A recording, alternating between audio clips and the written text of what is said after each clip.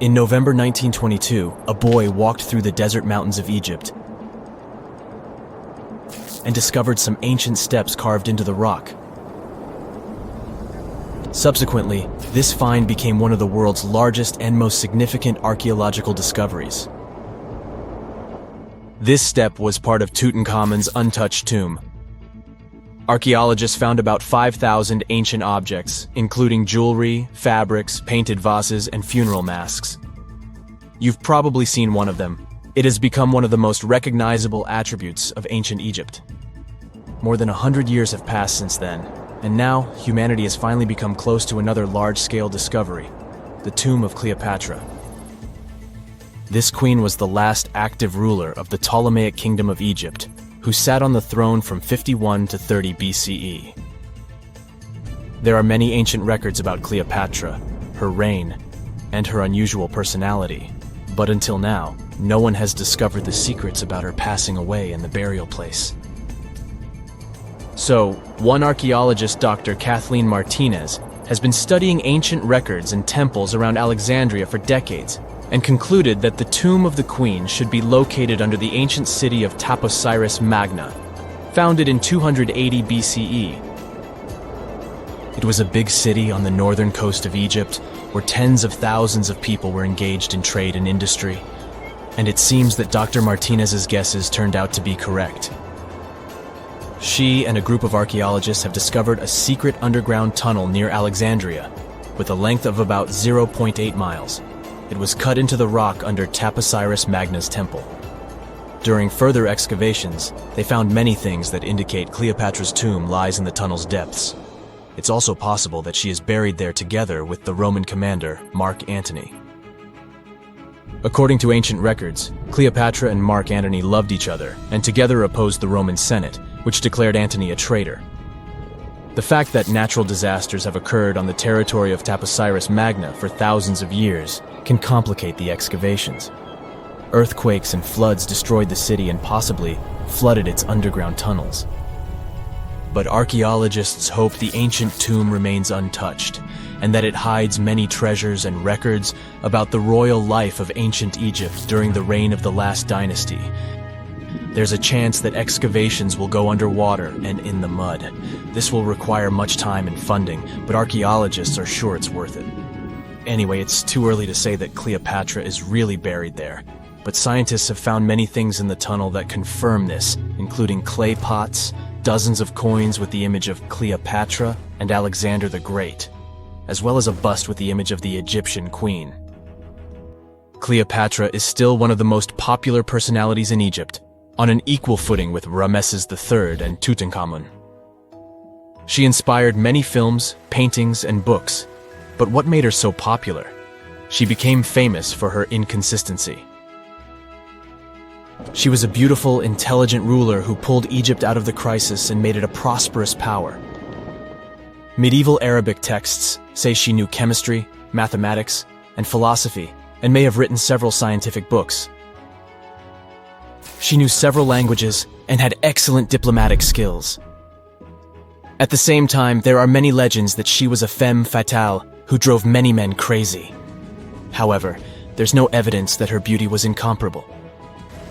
The image of a stunning model was created by Hollywood when it made several films where famous actresses performed the role of Cleopatra. And the Roman Emperor Octavian, the adopted son of Julius Caesar, specially created the image of Cleopatra as an insidious seductress because he was her enemy. Even though she was born in Egypt, Cleopatra wasn't an Egyptian. Her ancestors were Greeks, among whom was one of the generals of Alexander the Great. However, the people of Egypt loved her. She learned the language and was very sensitive to the traditions of this country. She knew the history, mentality, and customs of ancient Egypt well. She raised the level of its economy and strengthened its status as a world power. Much of this was made possible thanks to her cunning and impressiveness. She loved theatrical performances and lavish celebrations. She knew how to surprise people and put on a show. But behind the exterior image of a luxury lover was an intelligent and calculating ruler. Ancient Egypt was a rich, luxurious country, and Cleopatra did everything to increase its wealth and strengthen its position in the international arena. For example, she was once in conflict with her brother Ptolemy the 13th Odd. The queen knew that she wouldn't be able to resist him, so she decided to attract Julius Caesar to their side. The Roman emperor arrived in Alexandria, where Cleopatra wanted to meet him, but Ptolemy knew about her plans and was about to prevent her from coming to Caesar. Then, instead of a rich and noisy arrival, Cleopatra decided to make her visit inconspicuous. She wrapped herself in a carpet or linen bag the emperor's servants carried into Caesar's private chambers. Cleopatra emerged from the carpet and impressed the Roman emperor with her beauty and determination. As a result, they fell in love with each other and became close allies. After some time, she impressed another influential Roman for diplomatic purposes. She arrived to meet Mark Antony on a golden barge with purple sails and silver oars. Cleopatra was dressed in the image of Aphrodite and sat under a magnificent canopy. Her servants dressed like cupids and were blowing her fan and burning incense. But Cleopatra created such a show for a reason. She knew that Antony revered Greek mythology and considered himself the embodiment of Dionysus. As a result, he was so impressed with this woman that he ended up marrying her. Cleopatra defended her crown, strengthened her alliance with Rome, and bore Antony 3 children. In Egypt, they threw big parties and enjoyed wealth with power. However, the relationship of a high-ranking official with the Egyptian queen caused a scandal in Rome. Octavian was Antony's primary opponent in the struggle for power, so he exploited the situation to darken the competitor's reputation. He used propaganda to make Cleopatra an insidious seductress in the eyes of Roman citizens. He accused Antony of succumbing to her charms. The Roman Senate supported Octavian and declared Cleopatra an enemy. In 33 BCE, this conflict reached a high point when Antony's navy clashed with Octavian's fleet. The latter won and forced his enemy to flee to Egypt with Cleopatra. According to some records, they took refuge near Alexandria. Pursued by the Romans, they hid in one of Cleopatra's palaces and met their end. Some legends say that Cleopatra was an expert in poisons. She provoked a venomous snake, a viper or an Egyptian cobra, to bite her. Also, according to another legend, she pricked herself with a poisonous needle. There's a theory that Cleopatra always carried an ampule with poison inside her hairbrush. And when she was cornered, she soaked the needle with this poison and pricked herself. None of this can be said for sure. Scientists are still trying to find out the truth. Perhaps when they reach Cleopatra's tomb, the world will get more answers about her tragic fate. She is considered the last ruler of Egypt. After her passing, Octavian plundered her palaces and temples and returned to Rome, where he became the main emperor. He successfully ruled the country and expanded its borders. His reign ended when he turned 75. World history would have looked different if Cleopatra and Mark Antony hadn't lost that naval battle. By the way, did you know that more time has passed between Cleopatra's reign and Neil Armstrong's flight to the moon than between the reign of the Egyptian queen and the construction of the Great Pyramid of Giza? Armstrong took a step on the Earth satellite in 1969, 38 years after the birth of Cleopatra. And the construction of the pyramid took place in 2560 BCE. Imagine how long the history of ancient Egypt is. Cleopatra is closer to us in time than to the pyramids. The ancient city of Taposiris Magna is hidden on the northern coast of Egypt. These days it has very little of its former glory, but what lies beneath it may hold the secret to uncovering a famous mystery, that of Cleopatra, the most memorable Egyptian queen in history. The recently discovered tunnel is also known as a geometric miracle for its time. Excavations have uncovered a 43-foot-long structure below the ground, which is partially submerged in water. Its shape and construction technique are similar to that of the Eupalinos Tunnel, another amazing ancient discovery. This one is located in Greece and was built by excavating simultaneously from 2 points, aiming to have them meet in the middle. The use of math and geometry to make this construction was astonishingly precise for those days, more so since it was built near a mountain. Archaeologists that have been working on the Taposiris Magna site since 2004 believe this tunnel may lead to the lost tomb of Cleopatra. The clues they found so far seem to back up this theory. For starters, the city and its temple were built by one of Cleopatra's ancestors, Ptolemy II, all the architecture seems to indicate it was dedicated to the ancient spirit Osiris and his queen Isis. Throughout her reign, Cleopatra did try to associate herself with Isis, so it may be no surprise she chose this location as her final resting place. Scientists have yet to pinpoint Cleopatra's tomb, but research continues with the help of modern technology. To study this location better, archaeologists have even used a special device called ground-penetrating radar. This tool allows us to analyze what lies beneath the ground without being intrusive. Since this tunnel is so old, research needs to be done very delicately. Seeing pictures of what's underground before you start digging is incredibly useful and has been done here since 2011. Finally discovering Cleopatra's tomb may help us piece together her story, especially what might have happened during the last portion of her life, which is still surrounded by mystery. We still don't know the exact cause of her passing. Some believe she may have let herself be bitten by a poisonous Egyptian cobra. Others have suggested that she was well accustomed to toxic substances, even hiding some in her hairbrush in case she ever needed it. But that's not to say she chose to use it on herself. We do have a lot of other interesting information on Cleopatra that's equally as impressive, like the fact that she had a stylist. Most of the images you've seen depicting this famous queen show her wearing black eyeliner. This look was put together by Iras, a woman known to have been her personal beautician.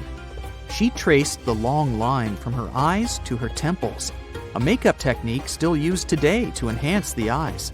Iras was an important figure throughout Cleopatra's life, known also as her confidant and close friend.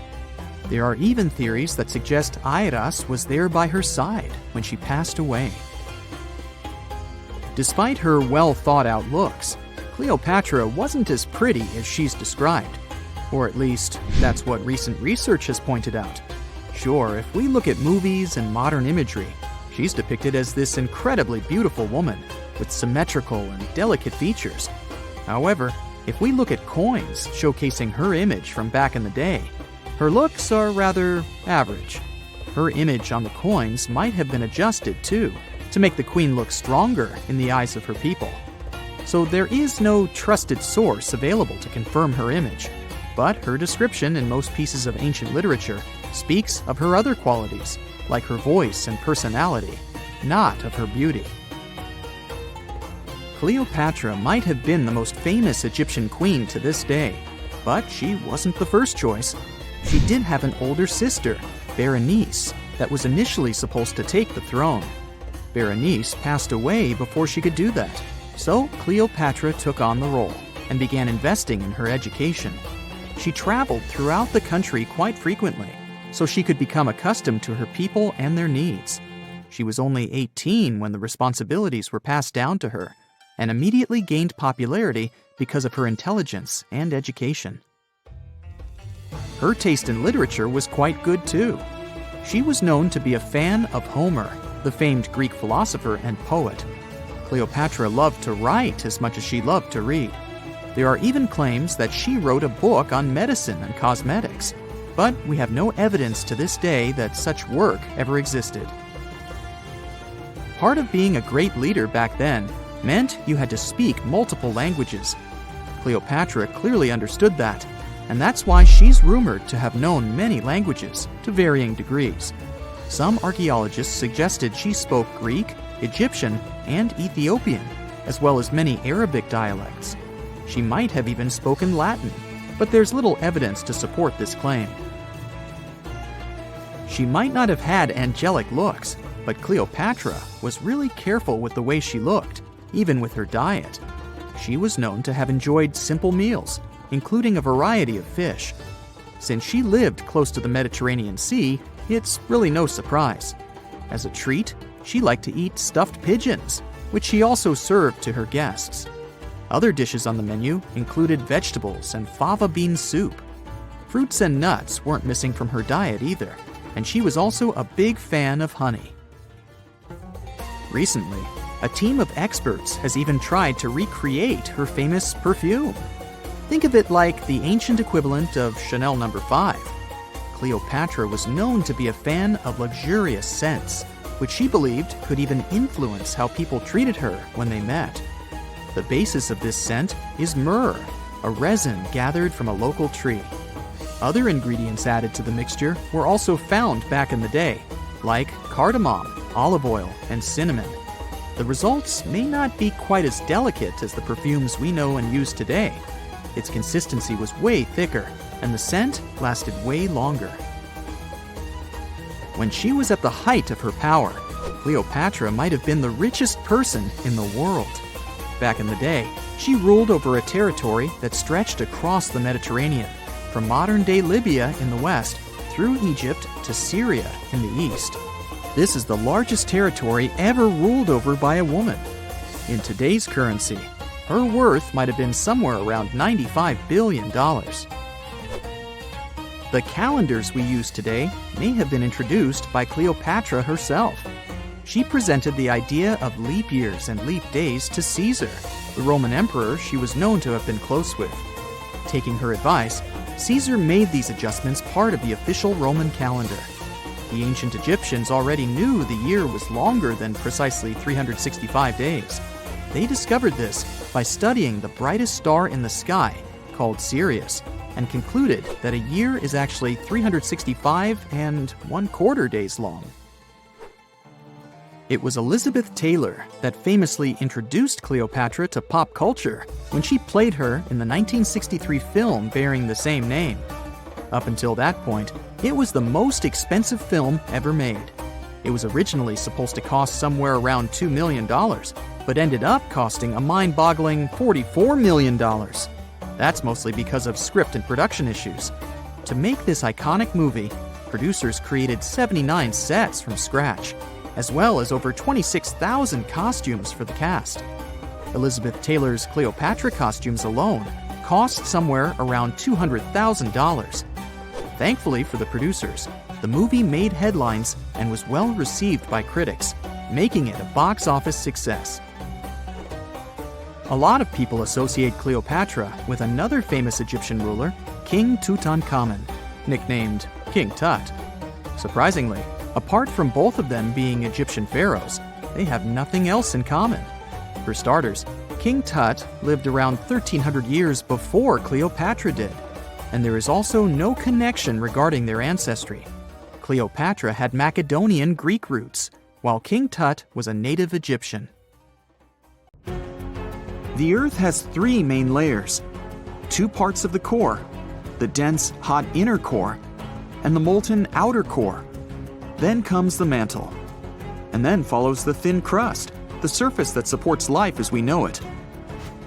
At least, that's what we thought, because now scientists found a new mysterious layer located deep within the solid inner core.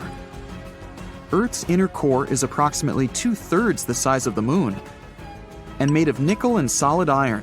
It's burning hot. The temperature at the center of our planet is the same as at the surface of the Sun. The outer core can reach almost 10,000 degrees Fahrenheit. It's difficult to explore it because we can't go there, and it's like looking through a really dirty window of 3,200 miles of molten metal and rocks. But we can rely on laboratory experiments on heated pressurized rocks, signals from seismic waves, and computer models. When an earthquake hits, it sends out seismic shock waves. Those waves travel through layers at a different speed, depending on the direction they go and the material they move through. In the new study, a team of scientists set a data set of 100,000 deep earthquakes. Some of them went over 60 miles below the surface. When an earthquake happens on one side of our planet, scientists track its waves all along to the other side. Waves change when they come to the other side, so scientists try to understand the materials these waves have passed through. They found a new layer in the core of our planet thanks to earthquakes. Normally, shock waves travel along the equator, but down below, they digress and go into different directions, about 60 degrees to the side. When waves pass through the inner core going from north to south, they will travel more quickly than waves going through the core parallel to the equator. It's important to understand the core because it creates our magnetic field. which in turn protects the planet from things like solar winds that are charged particles coming from the sun. In the 1960s, we discovered the Earth pulsates every 26 seconds. It's like clockwork, a giant heartbeat. The ground is slightly shaking, but we mostly don't feel it. Researchers can still track it. Some of them think the continental shelf comes as a huge wave break under the oceans.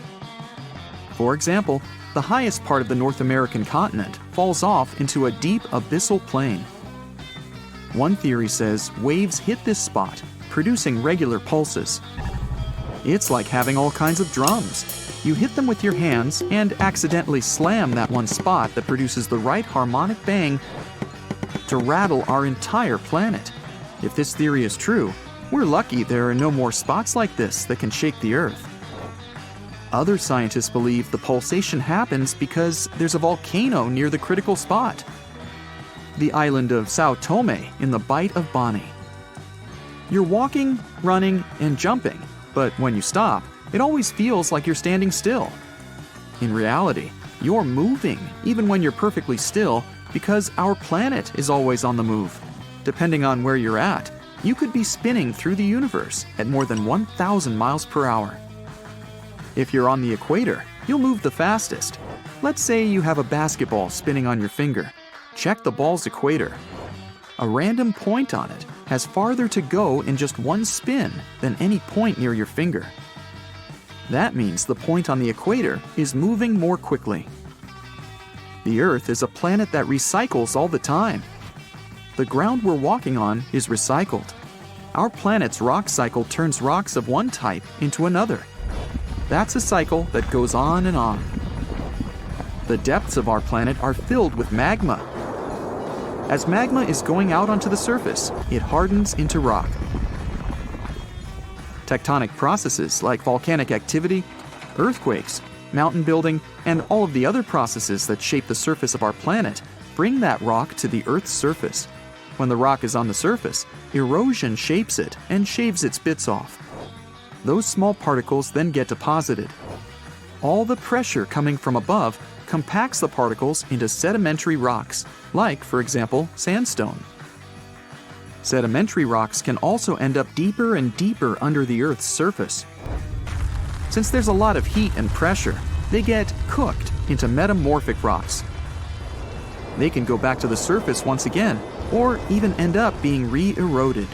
Sometimes the crust plates are pushing one under another, and this way, rocks can transform into magma once again. We've explored only 5% of the ocean so far. The ocean itself, as well as life below the seafloor, is still a mystery. The sediments that are underlying our oceans are home to different microorganisms that exist even at depths of 1.5 miles beneath the seafloor. There are microbes hidden deep inside volcanic rocks below the seafloor off of the parts of the Pacific, hidden under 870 feet of sediment. The biosphere under the seafloor is growing extremely slowly compared to life on the surface. Cell division happens every 10 to 1,000 years. Something's different about the Earth's axis. Climate changes and melting glaciers, mostly in the regions like the Himalayas and Alaska, made the axis shift. Our planet has two kinds of poles. Are the south and north magnetic poles. They affect things such as drift and navigation. The axis that the Earth is spinning around is another kind of pole. It shifted a little bit over time, but we don't know exactly why. Researchers realize there are moving masses of water, pushing the Earth's axis eastward. Take a basin of water as an example. If you're moving it back and forth, sloshing makes the water move its weight all around. A similar thing is happening on a planetary level. No matter how large an earthquake is, no human could ever feel an earthquake on the opposite side of the Earth, although some people claim they did. In 2013, there was one near the Kuril Islands with a magnitude of 8.5. It went around 400 miles deep. It was so strong, people in Australia reported they could feel the ground shaking. The strongest earthquake happened in Chile in 1960 with a magnitude of 9.5.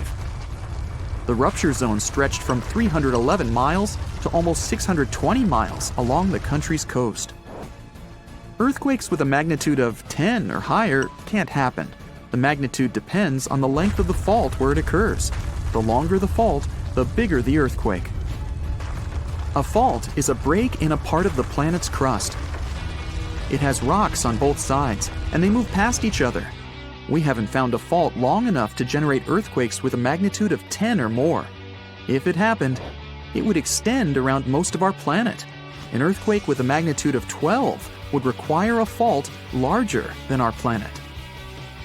One side of our planet is getting colder than the other. The Earth has a system that keeps it warm from the inside, a red-hot liquid interior deep below the surface. It spins and, at the same time, generates a magnetic field and gravity. That way, the Earth's core holds the atmosphere closer to the planet's surface. The Earth also absorbs heat from the sun, mostly on the surface. The heat doesn't spread equally on all parts of the Earth. One side of the planet, the Pacific Hemisphere, is losing heat more quickly than another, the African Hemisphere. This happens because land traps more heat than the surface under the ocean. The seafloor is way thinner than the landmass. Also, the temperature caused by the heat coming from inside the Earth is getting lower because of huge amounts of cold water above it. Clouds are not just like some fluffy distant pieces of cotton. They weigh more than 1 million pounds and help regulate our planet's temperature. If you take all the water droplets in clouds and bring them to the surface, you could cover the planet with a liquid layer as thin as a human hair. It doesn't seem like a lot, but this water is crucially important for climate. We'd have warmer temperatures if it weren't for the clouds. 2 centuries ago, a 31-year-old Frenchman stormed into his brother's office in Paris. He had only one thing to share. "I've got it!" The man was so excited that he immediately collapsed. He spent the next 5 days in bed recovering his health. Who was this mysterious person, and why was he so thrilled? Jean-François Champollion made one of the greatest scientific breakthroughs in human history. He had cracked the code of Egyptian hieroglyphs. This enabled scientists to finally unravel the secrets of this ancient civilization. They weren't able to read hieroglyphs for nearly 2,000 years. After the Romans took over Egypt, the intricate writing system slowly faded away from people's minds. The last of the hieroglyphic texts date back to the 4th century. For thousands of years, Egyptians used images to show their lives. But the knowledge of how to read these pictures was lost to modern science. The story of hieroglyphs began in 3250 before current era. That's when ancient Egyptians developed writing. Their motivation was to better organize the distribution and storage of goods. One of the earliest examples is a ceramic jar that had an inscription in black ink. There were 2 major writing systems. The first were the hieroglyphs, which literally means sacred carving. Egyptians carved hieroglyphs in stone on temples, tombs, and similar monuments for 3,000 years. They present a system of pictorial texts. A pictograph is a picture or a drawing that stands for an idea of a word. It's a precursor to the true writing as we have it today. For example, when Egyptians wanted to write ibis, they would draw a small image of the bird. Hieroglyphs can be found on walls. They were a formal way of writing. The other writing system was hieratic. Egyptians mostly used it when writing on papyrus. That's an early, thicker form of the paper we have today. It soon evolved into demotic. This improved version became the most common writing systems in ancient Egypt. Then, in the early 4th century BCE, Alexander the Great took control of Egypt. This was the time when the Greek Ptolemaic dynasty ruled the country.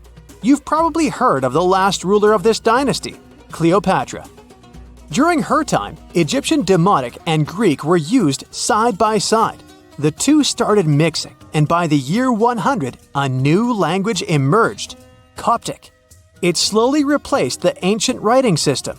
Only Egyptian priests used hieroglyphs for the next couple of centuries, and then their meaning was lost to history. But not forever. Arabs were the first who tried to solve the mystery of the hieroglyphs. Medieval travelers came across these strange symbols and wanted to understand their meaning. They consulted speakers of Coptic and translated text from Greek and Latin into Arabic to break the code of the hieroglyphs.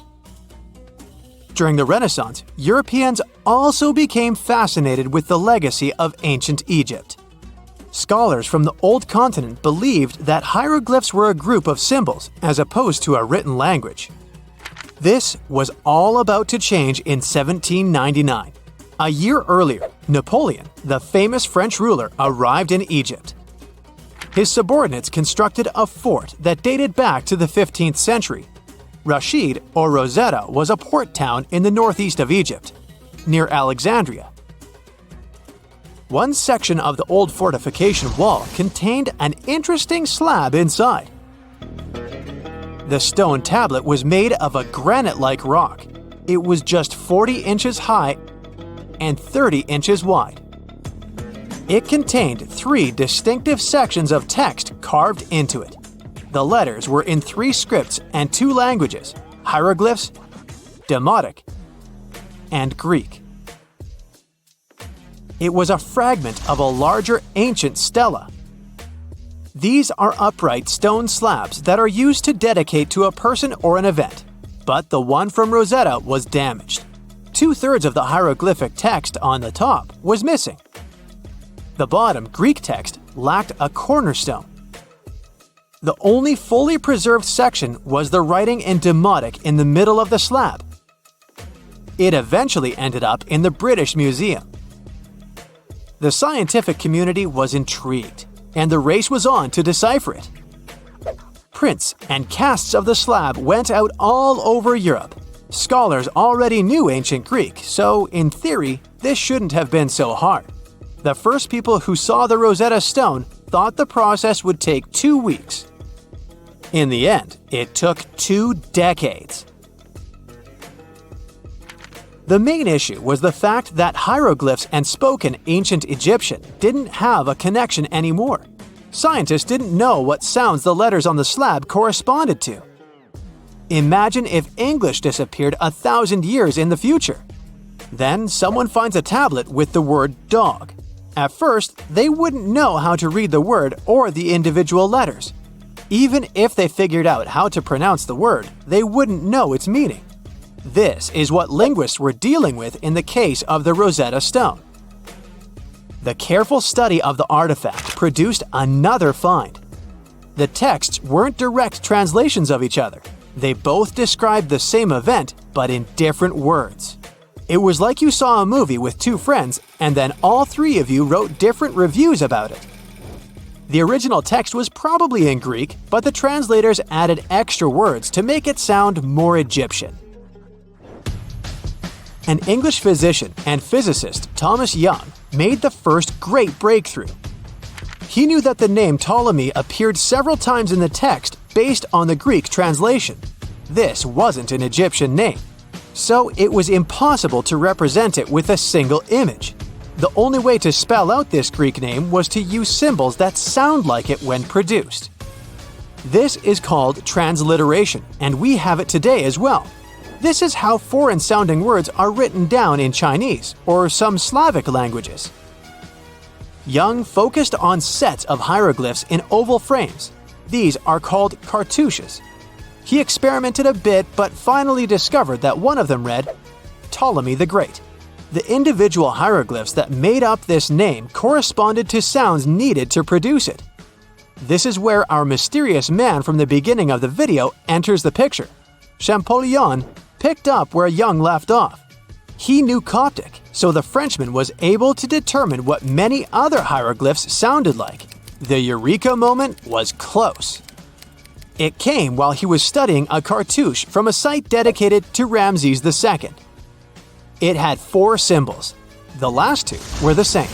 He determined this was the sound S. The first symbol was the sun. This is Ra or Re in Coptic. So the cartouche read Ra something SS. Can you already guess the name? Of course, it's Ramses. This breakthrough finally cracked the code. Ancient Egyptian wasn't a mishmash of cool-looking images. It was a phonetic language that Jean-François Champollion discovered in September of 1822.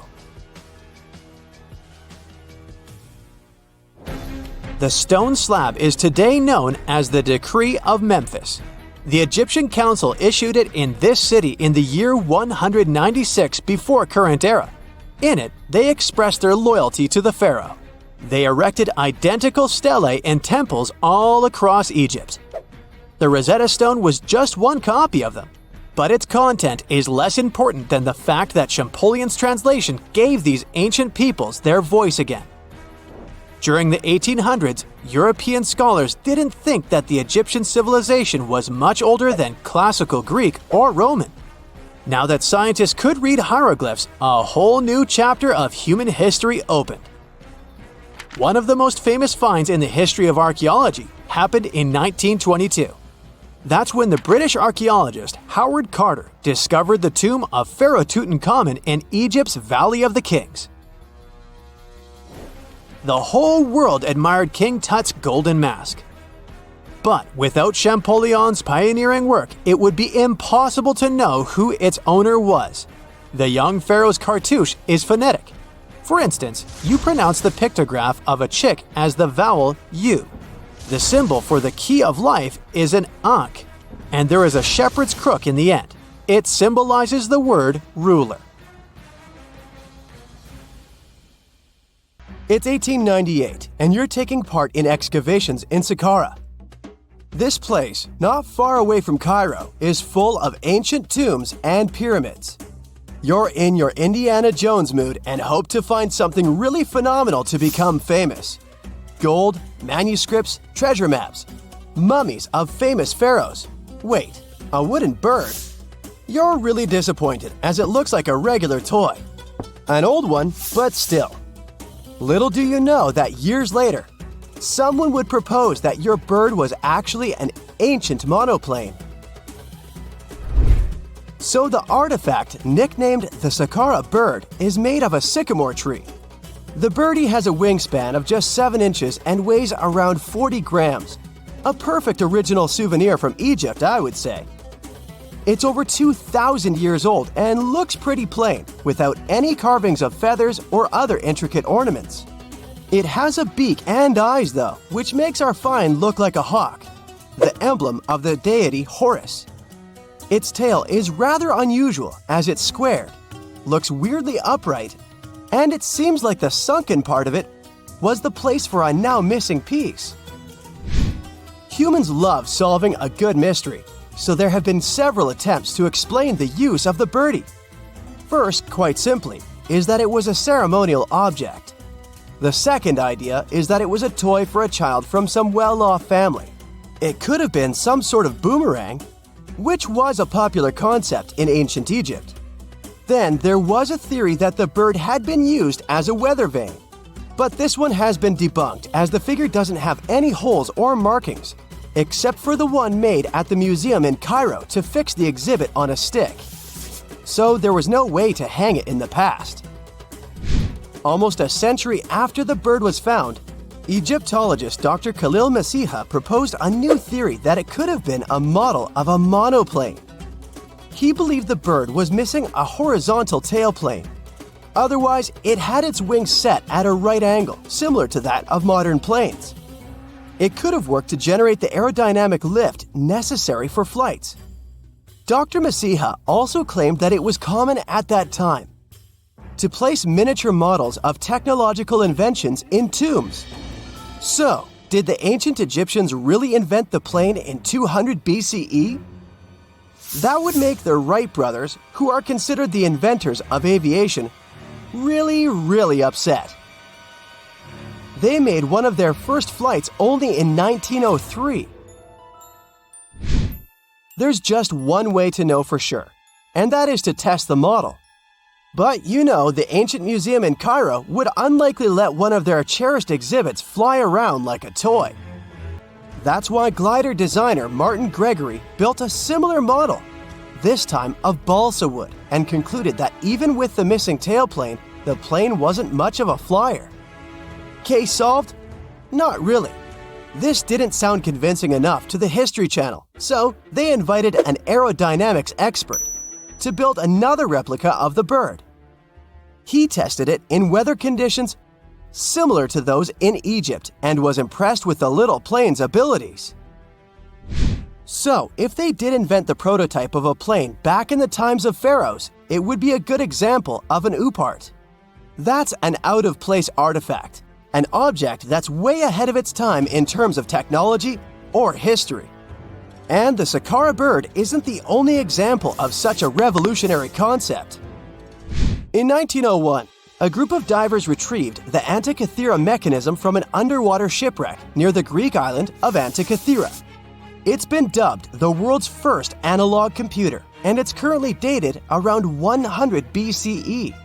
The bronze mechanism could tell the position of the sun, moon, planets, and stars, as well as the lunar phase, the dates of upcoming solar eclipses, and even the speed at which the moon moves through the sky. No one's sure who used it and how or where it was made. But it's obvious that it's extremely precise and way too advanced for its time. The first flushing toilets in the world were invented in the middle of the 20th century. Just kidding. The ancient Minoans on the Mediterranean island of Crete and the Indus Valley civilization both came up with this brilliant invention at the same time, around 4,000 years ago. The plumbing and sanitation were so well done that no one managed to design anything better until 2,000 years later. One ancient Minoan lavatory was discovered at the Palace of Knossos. It looks like it had a wooden seat set over a tunnel that directed water from a rooftop reservoir to an underground sewer. Other varieties got water from jugs. Only the super rich people could afford all this glory. So if you wanted to shop for real estate back then, the flushing toilet would be a telltale sign you were in the rich neighborhood. Automated doors became a cool, seemingly new invention back in 1931. But the technology behind them is actually much older. Think the 1st century CE old. Mathematician and engineer Heron of Alexandria came up with a hydraulic system to open and close temple doors. To bring it into action, you need to light a fire to produce heat. There was a brass pot under the fire, half filled with water. The inventor connected the brass pot to containers that acted as weights. When the fire was burning, the water moved into the containers. They went down and pulled the ropes. It was nothing like a supermarket door that opens in front of you before you even have time to think. Heron's door took hours to open, and there was no way to stop the process. That's why they only opened the doors once a day before people entered the temple, to add some mysticism at the temple during ceremonies. Spooky. Looks like the first ever battery was invented in Baghdad around 2,000 years ago. A German archaeologist found this oval-shaped clay jar in 1938. Scientists are still not sure what purpose it served and who exactly invented it. There is a theory that it was used for electroplating objects with precious metals. When they filled it with a weak acid like vinegar, the battery produced around 1 volt of electricity. Another theory says it was a vessel for sacred scrolls. Would you like to buy contact lenses designed by Leonardo da Vinci himself? In 1508, he invented a glass lens with a funnel on one side. You were supposed to wear it with water inside to improve your vision. Sounds a bit uncomfortable, doesn't it? So, around a century later, French scientist René Descartes decided to improve the idea and make the cornea contact the future lenses. Contacts because they contact your eyes, get it? The glass tube with liquid did help improve vision, but blinking was sadly impossible. 2.5 centuries later, new technologies in the glass industry let scientists design contacts that would fit in the eye and even let the wearer blink. Thanks, guys! Still, those lenses were made of heavy blown glass and didn't let the eye breathe. About 50 years later, contacts became plastic, lightweight, unbreakable, and scratch-resistant, but still covering the entire eye. And then, in 1948, an English optical technician accidentally sanded down a plastic lens and figured out they'd still be in place even if they covered only the cornea. Imagine you're living in 19th century London and need to send a message to New York. It would have taken about 10 days to get there by ship. So when delivery time went from days to hours in 1858, it was a true sensation. The first message was sent by Queen Victoria herself. It was all made possible thanks to the transatlantic telegraph cable, running under the ocean. Sadly, the new cool invention only lasted a few weeks. It took years to bring it back to life. Imagine working 7 days a week on a large-scale construction site. You, along with thousands of others, carry millions of stone blocks and put them on top of each other according to a complex system. You work without modern construction equipment. You have no air conditioning or constant access to water. It's so hot outside that you can fry eggs on the road.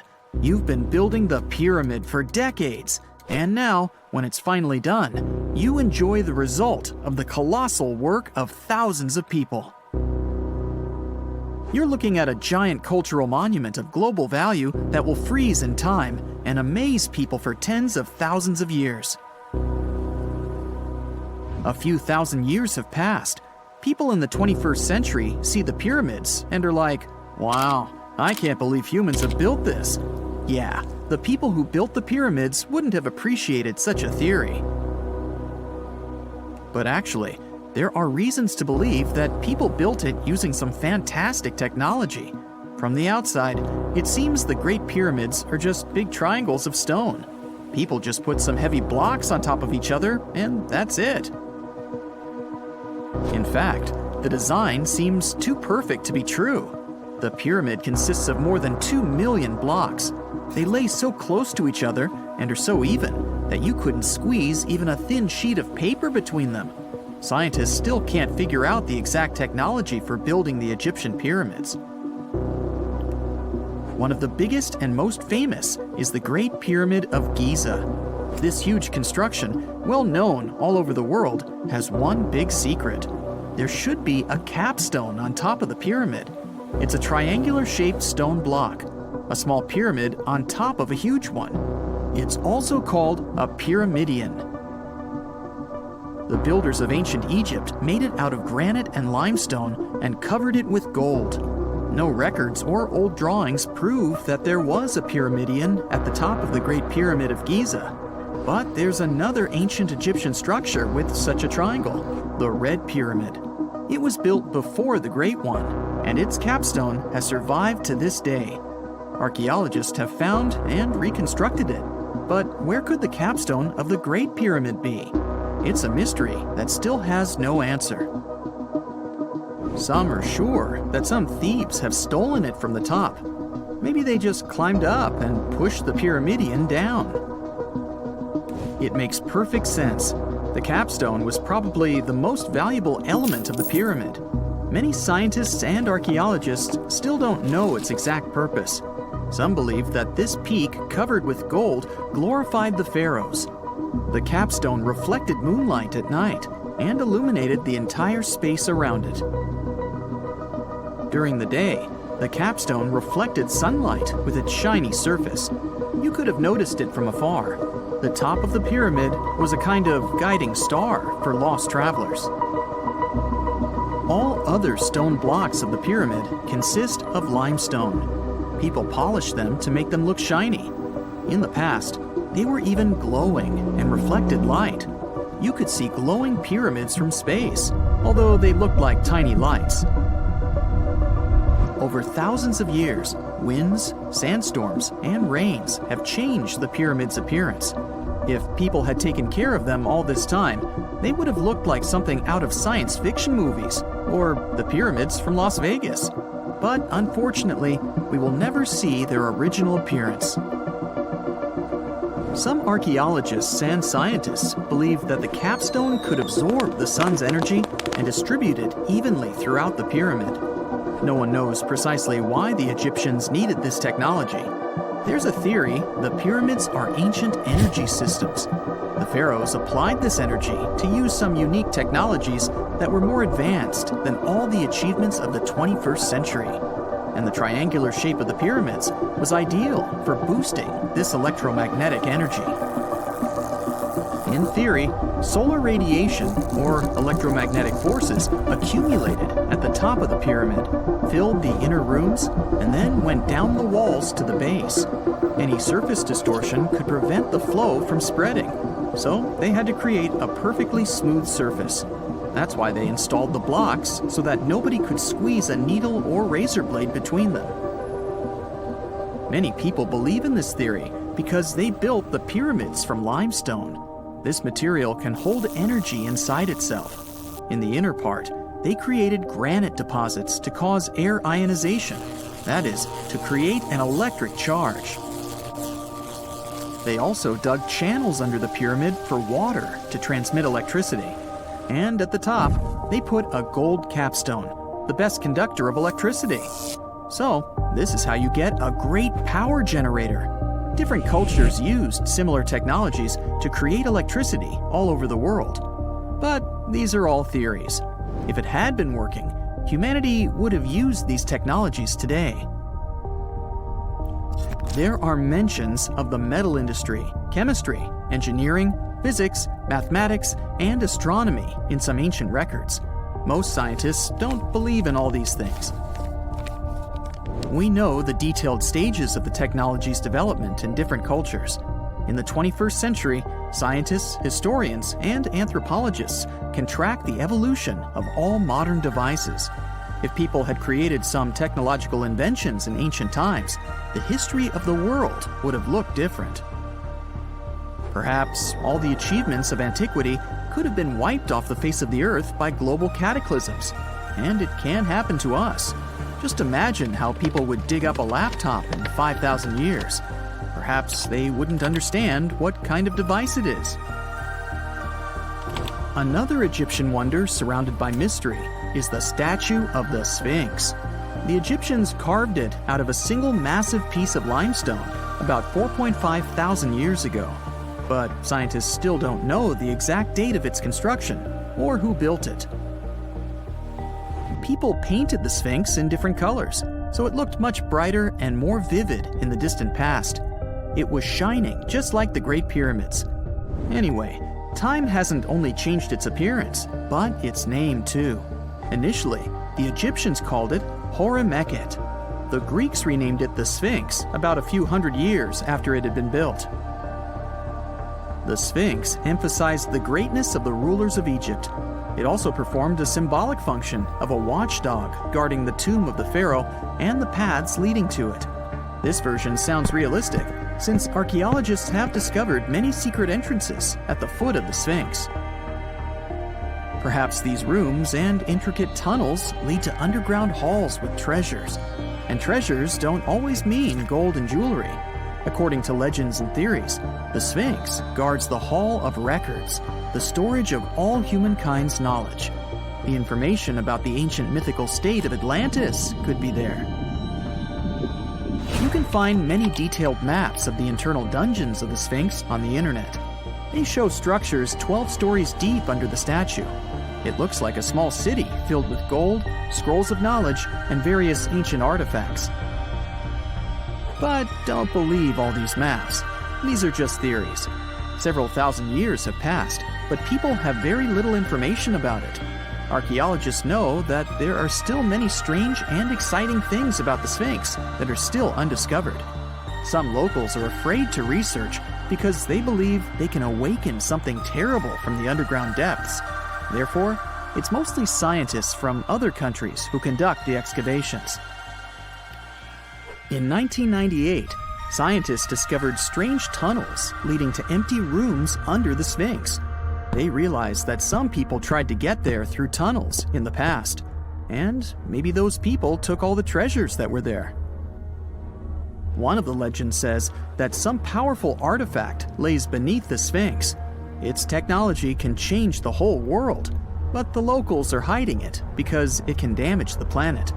Some believe that you can find evidence of unknown technologies painted on the granite walls in the pharaoh's tombs.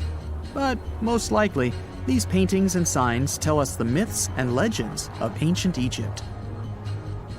But what if Egyptian symbols and drawings are detailed instructions for using ancient technologies? What if the locals that lived at that time thought, people in the future won't be able to get energy themselves. Let's leave some detailed instructions for them. Anyway, there are many riddles and theories. In reality, the search for answers is a dangerous undertaking, since it's not easy to get into the underground halls. Excavations can ruin the structure of the entire Sphinx. Any person inside the tunnels may get lost and never be able to find their way back. Besides, it costs a lot of money. Now, what would be awesome is if people could invent some device that could scan underground areas and show their detailed models. When you hear the word mummy, you might get a chill down your spine. That's because most of us associate this word with those creepy characters we've seen in some scary movies. But in reality, mummies have helped us understand a lot about ancient civilizations, their rulers, and about how people used to deal with losing their loved ones.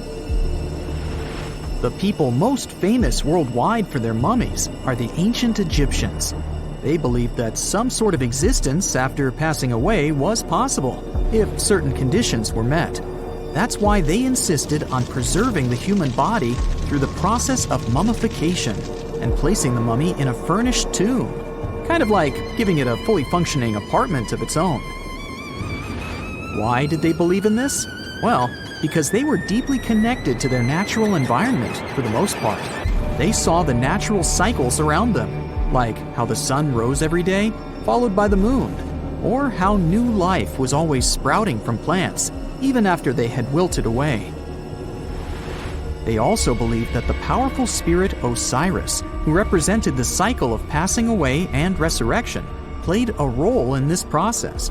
To prepare for the afterlife, the ancient Egyptians followed certain rituals, like mummification, which involved using materials like honey, resins, and incense to preserve the body. There's no other mummy more popular than that of King Tut. He was a young pharaoh who ruled over 3,000 years ago in Egypt. The problem with discovering ancient royal tombs is that most of such burial sites were previously robbed. People knew ancient rulers had been left with many valuable belongings, so those locations became vulnerable to thieves. When King Tut's tomb was opened in 1922, people were excited because it had not been robbed, like many other previously discovered royal tombs. That's how well hidden it was. Inside, his mummy was encapsulated in a total of 3 coffins, including one made of gold. The objects found in his tomb showed us what ancient Egypt was like, and studying his mummy also helped us learn about the culture and practices popular at the time when he passed away. We also learned about his family by looking at his DNA. Scientists were able to discover that he had had a disease called malaria and a problem with his foot that might have made it hard for him to walk. Ramses II was another pharaoh in Egypt who ruled for 68 years, which was quite a lot back in the day. He was known for his expansion campaigns and building projects. Many objects from his time as a ruler still exist today, including a large statue of him. Ramses II was about 6 feet tall and lived to be about 90 years old. After looking at his mummy, scientists concluded that he may have had a medical condition that affected his spine. Now, remember those thieves I mentioned before? They are probably the reason why Ramses II ended up in a plain coffin in a secret collection of royal mummies at Deir al-Bahari, which was rediscovered in 1881. Thankfully, archaeologists were able to identify him because his journeys had been recorded on his wrappings.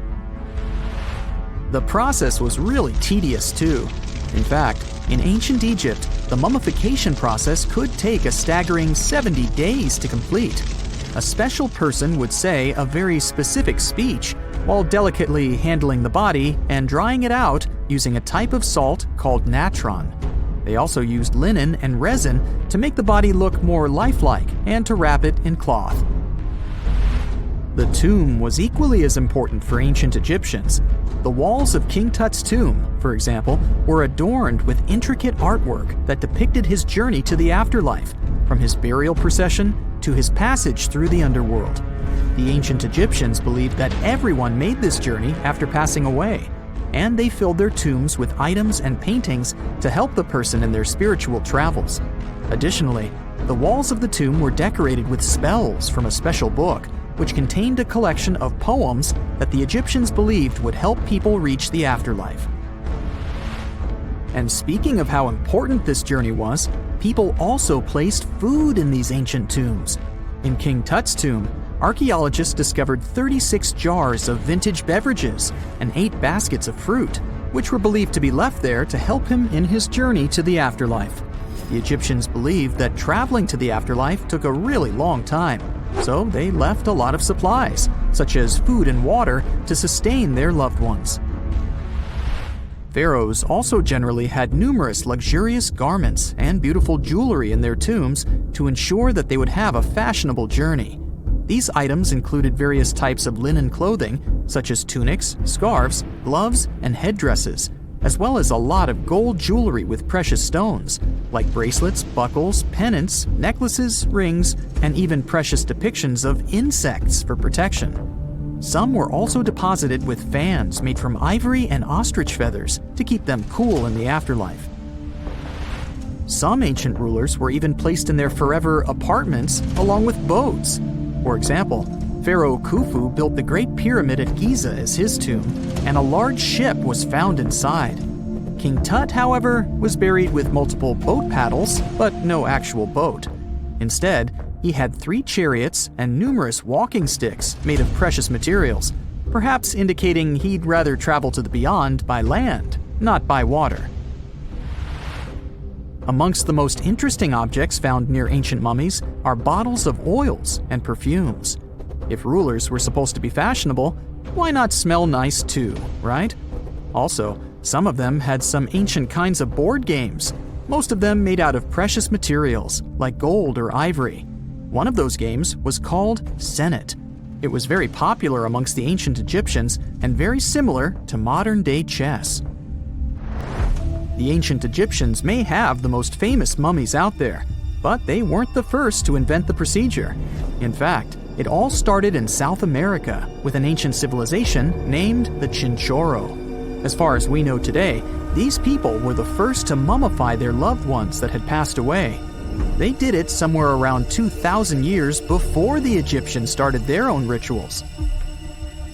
Sure, we can tell a lot about ancient rulers by studying these mummies, but until recently, we had no idea what they really looked like during their lifetime. Not so long ago, though, some very special mummy paintings were found by archaeologists studying ancient Egyptian objects. These mummy portraits are highly detailed paintings of individuals that were made while they were still alive. Such paintings were often painted on wood, as opposed to the classical portraits we all know about, which are painted on canvas. They are known for their realism and beauty, and have even been used by researchers to diagnose diseases by comparing them to the corresponding mummies. Some of these portraits also include depictions of jewelry, which was later found on the mummies. The recent discovery of these mummy portraits in Central Egypt is significant, as it marks the first time in over a century that such paintings have been found. Mummies appeared all around the world naturally, too. Mummification can occur without people intervening because of natural conditions, like extremely cold or hot environments, places with a lack of oxygen, or accidental exposure to chemicals that preserve the body. These conditions don't allow bacteria to grow, resulting in the body remaining more or less intact.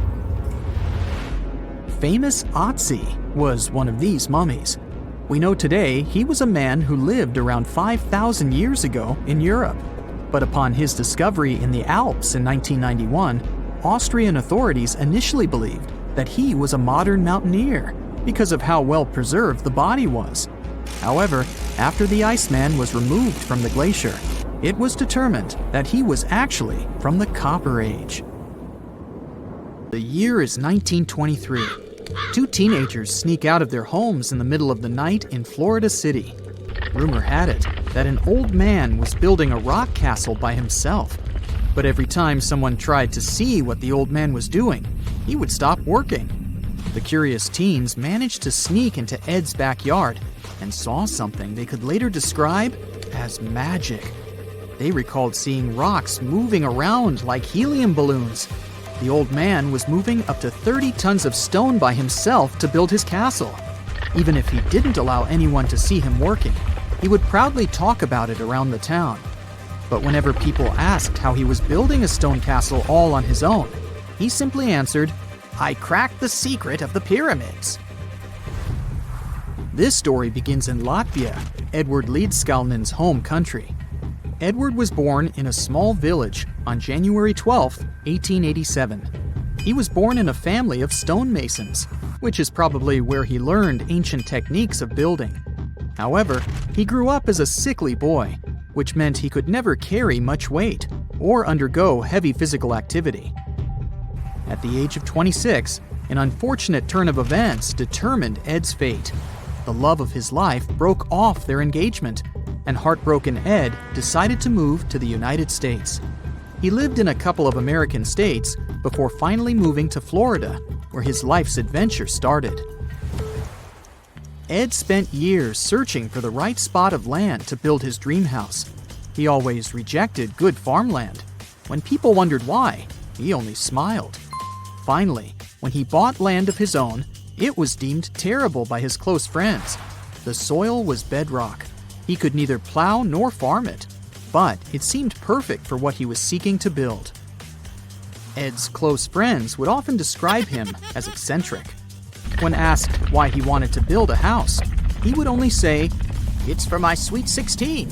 Someday she's coming back." Then, he changed the topic of the conversation. It took Ed about 30 years to finish Coral Castle, and he did it all by himself. He would only work under the cloak of night and never let anyone see what he was doing. The completed Coral Castle embodies a number of unsolved mysteries. If you were to visit the site back then, you'd have to go through a 9-ton, 8-foot-tall revolving gate door that even a kid could push with just one finger. Ed was so proud of this door that he originally named the site Rock Gate Park. It was renamed Coral Castle only much later, after Ed's passing. Once inside, visitors would access the incredible wonders of Ed's constructions: towers, mystic symbols, furniture, and swing sets, all made entirely of monolithic blocks of stone. The stones are set on top of each other, using only their weight to keep them together. And believe it or not, the entire park gathers around 1,100 tons of stone. Today, if you visit Ed's living quarters, you'll even see the simple instruments he used to construct all of this: chisels, hammers, ropes, and pulleys. The type of work he did is difficult even with modern-day equipment, let alone without it. Coral Castle's main mystery lies in how Ed managed to do it. The only photograph of Ed Leedskalnin at work shows a simple leverage structure of a chain hoist attached to a wooden tripod. The tripod was made of old telephone poles with a small wooden box on top. What was in the box is, of course, a mystery. Unfortunately, he took his secrets with him, not sharing the truth of his work with anyone else. Yet, not all is lost, as there are many theories and speculation surrounding what could have happened there. One theory says that there is a harmonic grid inside the Earth's surface, something that would create anti-gravity spots around the globe. It's believed that Coral Castle was built in such a spot.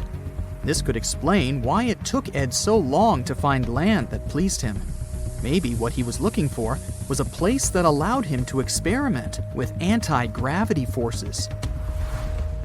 Yet, whenever Ed talked about his work, he would say he understood the laws of weight and leverage, and, sure thing, that he had cracked the secret of the pyramid builders. And what secret is that, you might ask? According to Ed himself, it has to do with magnetism. He even published a pamphlet called Magnetic Current. There, he explains that every object has magnetic particles inside of them. A person just needs to understand where they are located inside such objects. This way, objects can be lifted and moved around without much effort, just like moving something heavy underwater. Researchers say that if we assume Ed Leedskalnin and the pyramid builders used the same technique, then it would only have taken 4,700 workers to build the Great Pyramid of Giza, instead of the 20,000 to 100,000 that is currently estimated. But this story just keeps on getting more and more mysterious. In the late 1920s, Ed was finishing the construction of Coral Castle in Florida City. Rumors about his work had spread around town. People said Ed was hiding a stash of money somewhere in his living quarters. One night, a group of men waited until Ed was alone and broke into the castle to rob him. They couldn't find the money and, luckily, didn't harm Ed. But in the following days, he decided that it was best he moved out of that land. Of course, he took more than his toothbrush along with him. Ed decided to move the entire Coral Castle to another land, 10 kilometers away from where he had built the park. Legend says he hired a truck driver and asked him to swear secrecy about what Ed intended to do. He asked the driver to look away while Ed loaded the truck by himself, moving all of the rocks without any help. With the truck loaded, Ed and his castle moved to Homestead, Florida, where the park is located until this day. In 1986, a group of engineers from Florida University was called to try to fix the park's gate entrance, the 9-ton revolving door that Ed was so proud of. They arrived with plenty of modern-day equipment, including a 20-ton crane. When the engineers took the door down, they noticed that Ed had used a strange circular stone at the bottom of the revolving door. The engineers couldn't understand how this frisbee-sized rock could withstand 9 tons of weight without breaking into pieces.